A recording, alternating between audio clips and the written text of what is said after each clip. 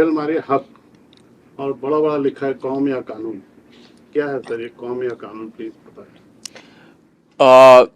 शायद younger generations को इस केस के बारे में इतना पता नहीं है, लेकिन जिस केस से ये प्रेरित है 1985 का केस था, जहाँ पे अब अहमद ख़ान ने शाह बानो को तलाक दिया था। और उस वक्त शाह बानो ने जाके 3 कोर्ट्स में, सेशन कोर्ट, हाई कोर्ट और सुप्रीम कोर्ट में अपनी खुद की डिग्निटी के लिए ये वो केस लड़ी थी, क्योंकि अहमद ख़ान ने उनको मेंटेनेंस देना बंद कर दिया था डिवोर्स के बाद। और शाह बानो ने कहा था कि मैं एक मुसलमान हिंदुस्तानी औरत हूँ पहले, और मुझे सेक्युलर लॉ और कॉन्स्टिट्यूशनल लॉ के अंडर अपनी मेंटेनेंस मिलनी चाहिए बियॉन्ड मुस्लिम पर्सनल लॉ। तो ये तब उन्होंने मुद्दा उठाया था, और उस वक्त लैंडमार्क केस था। उस वक्त हमें पता नहीं था, लेकिन शाह बानो आने वाली बहुत सारी औरतों के लिए, अलग अलग आने वाले पीढ़ियों के लिए लड़ रही थी। तो ये एक बहुत ही, उस वक्त भी देश 2 हिस्सों में बट चुका था इस आर्ग्यूमेंट पर, क्योंकि एक साइड था रिलीजन का लॉ, एक साइड था एक secular all encompassing constitution law हर सिटीजन के लिए। ऑब्वियसली फिर वर्डिक्ट जो आया, फिर भी हमें एक्सेप्ट करना पड़ता है, लेकिन एक हमेशा एक टिल्ट होता है ना, कि एक पर्सनल लॉ भी एक रिलीजन का एक बहुत ही सेक्रेड और सैक्रोसैंक्ट होता है।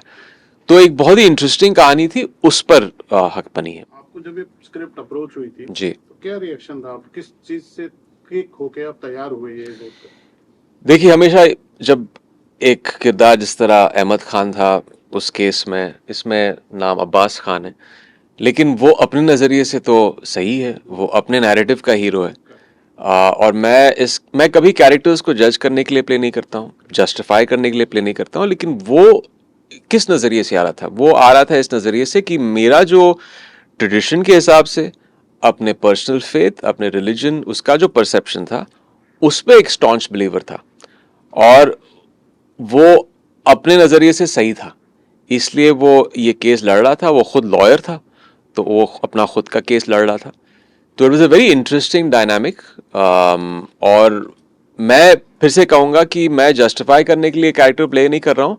मैं इस कैरेक्टर को भी एक विलन की तरह नहीं देखता हूँ। अगर मैं खुद इसको एक विलन की तरह देखने लगूँ, तो मैं वैसे ही प्ले करूँगा उसको।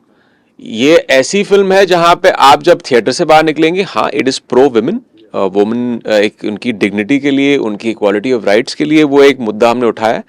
But at the same time, अगर आपको लगे जहाँ फाइनल मोनोलॉग और फिल्म के दौरान आपको लगे अच्छा, अहमद भी, अब्बास भी कहीं अपने नज़रिए से, क्योंकि जो एनवायरनमेंट में पला बड़ा था, जो इसकी कंडीशनिंग थी, वो सही था अपनी तरफ, तो हमने अपना काम कर लिया है। तो ये फिल्म किसी तरह का जजमेंट हम नहीं दे रहे, उंगली नहीं उठा रहे, बस एक बहुत ही अनबायस तरीके से हमने केस को आपको दिखाया। फिर आप आप पे है, आप किस नज़रिए से थिएटर से बाहर निकलते हैं। जो अभी हमारे देश के हालात है ना, बहुत सेंसिटिव हो गए हम, और जी, खासकर हिंदू मुसलमान के टॉपिक पे तो बहुत जी, ही जल्दी अपनी कोई भी राय बना लेते हैं। जी, मेन बात ये कि आपका क्या राय है कि हम शरिया से चलें या संविधान से चलें? जब बातें ऐसी आती हैं हम कहीं इसमें स्टक हो जाते हैं, जी, खासकर एक कम्युनिटी को हम क्वेश्चन मार्क कर देते हैं। तो जी। आप as a Imran Hashmi, as a character की बात नहीं कर रहा, एज ए इंसान आप कैसे सोचते हैं कि देश में जो बात? देखिए, सेंटिमेंट्स के बारे में अभी मैं ज़्यादा उसमें नहीं जाना चाहूँगा, बस मैं इस फिल्म के कॉन्टेक्स्ट में कहना चाहूँगा कि मैंने कल प्रेस कॉन्फ्रेंस में भी कहा था कि मैंने इस फिल्म को, जब फिल्म की स्क्रिप्ट पढ़ी थी, तो यस, मैंने एक क्रिएटिव, एक एक्टर के नज़रिए से देखा था, लेकिन पहली बार अपने करियर में मुझे देखना पड़ा कि एक सेंसिटिविटी जहाँ पे होती है, एक कॉम को लेकर, कम्युनिटी को लेकर, मेरी कम्युनिटी को लेकर, आई हैव टू बी थोड़ा कॉग्निसेंट, और एक अलग तरीके से मुझे इसको एनालाइज करना पड़ेगा। जो मैंने एक्सट्रैपलेट किया इस फिल्म से वो ये है कि एक बहुत ही बैलेंस्ड पॉइंट ऑफ व्यू है। तो इसमें हम कोई ऐसी बात नहीं छेड़ रहे हैं जो एक कॉम के अगेंस्ट हम उंगली उठा रहे हैं या किसी तरह का जजमेंट पास कर रहे हैं। इट जस्ट सो हैपेंड कि ये उस मुस्लिम कम्युनिटी से बिलोंग करते थे, अहमद खान और Shah Bano. But it's a very balance story, and it's exactly how it played out in 1985। अब वो केस इसलिए इतना मीन्स वॉलेटाइल था, और इतने सारे डिबेट्स और सब शुरू हुए थे।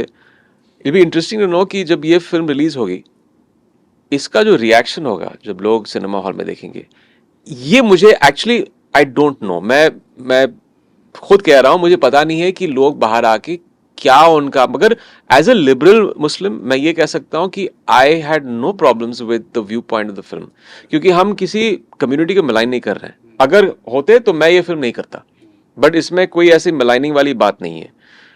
And just to give a viewpoint of the kind of Muslim I am, मैंने परवीन से शादी की थी जो एक हिंदू है। मेरे फैमिली में मेरे बेटे जो है वो पूजा भी पढ़ते हैं, वो नमाज भी पढ़ते हैं।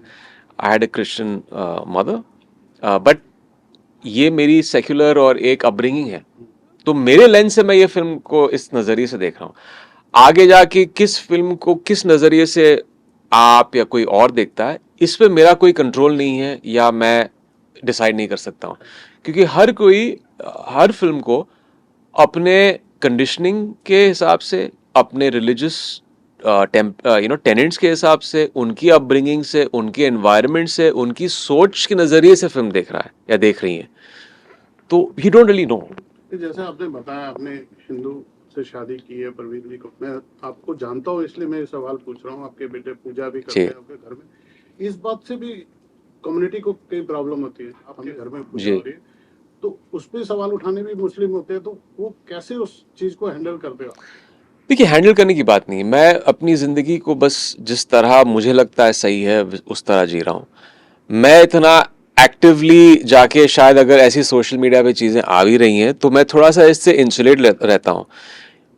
इट्स वेरी सिंपल, या तो आप अपनी लाइफ अपने टर्म्स पे आप जिए, या आप किसी और के नज़रिए से जिए। The latter is the worst thing, क्योंकि आप हमेशा सोचते रहते हैं कि वो क्या सोच रहा है, और या मुझे अपनी लाइफ को उसके हिसाब से जीना चाहिए। That's not the way to live your life.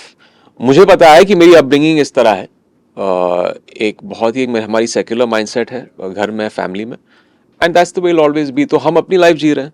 अब अगर किसी और को इस चीज़ से प्रॉब्लम है तो दैट्स नॉट आवर रिस्पॉन्सिबिलिटी।